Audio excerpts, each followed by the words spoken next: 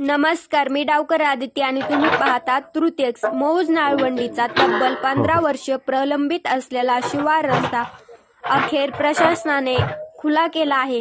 गट क्रमांक 347, 362 आणि 346 मधला हा रस्ता कागदपत्री अस्तित्वात असला तरी प्रत्यक्ष अडथळ्यामुळे अनेक वर्ष बंदच होता. तहसीलदार चंद्रकांत शेळके यांनी या प्रकरणात स्वतः पुढाकार घेत 3 वेळा स्थळ पाहणी केली आणि स्पष्ट आदेश दिला. हा सार्वजनिक रस्ता आहे, कोणताही अडथळा परवडणार नाही.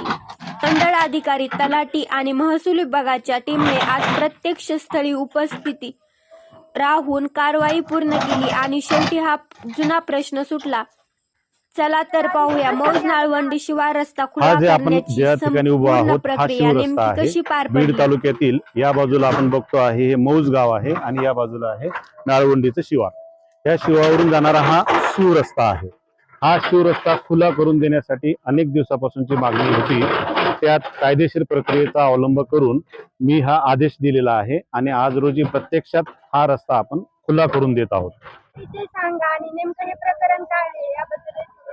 मी मौज मधले ग्रामसेवक आहे. तरी डावकर आणि यांचे प्रकरण खूप दिवसापासून प्रलंबित होतं. तरी माननीय शेळके साहेबांच्या ह्याच्याने आज हे प्रकरण मिटवण्यात आलेलं आहे. आज रस्त्याचं काम चालू आहे. जे आपले तहसीलदार आहेत शेळके साहेब हे देखील रस्ते शेतकऱ्यांसंदर्भात जे काही प्रश्न असतील त्याच्या संदर्भात कार्यतत्पर आहेत.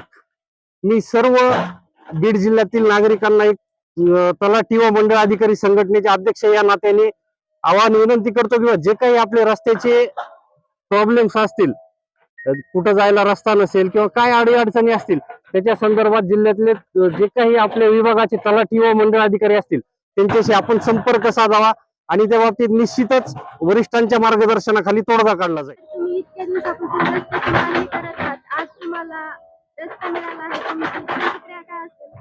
आदरणीय बीड तालुक्याचे तहसीलदार तडफदार यांनी आमचे जो प्रश्न आहे शेतकऱ्याचा रस्त्यासाठी उचलून धरला आणि मेहनतली मेहनत करून आम्हाला आज रस्ता करून दिलेला आहे.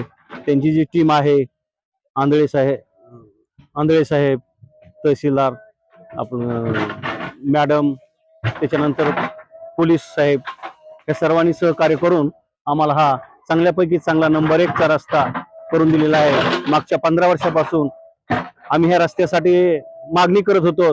आम्हाला शेतात जायचं ठरलं तर आम्ही डोक्यावर खत बियाणे घेऊन जात होतो. बांधाने ह्याला हात जोड त्याला हात जोड, इकून जाऊ दे बाबा तिकून जाऊ दे बाबा असं करून आम्ही कस तरी आमची शेती वेळवाट करत होतो. पण आता आम्हाला हक्काचा रस्ता तहसीलदार साहेबांनी दिलेला आहे. खूप खूप तहसीलदार साहेबांचे आम्ही धन्यवाद मानतो.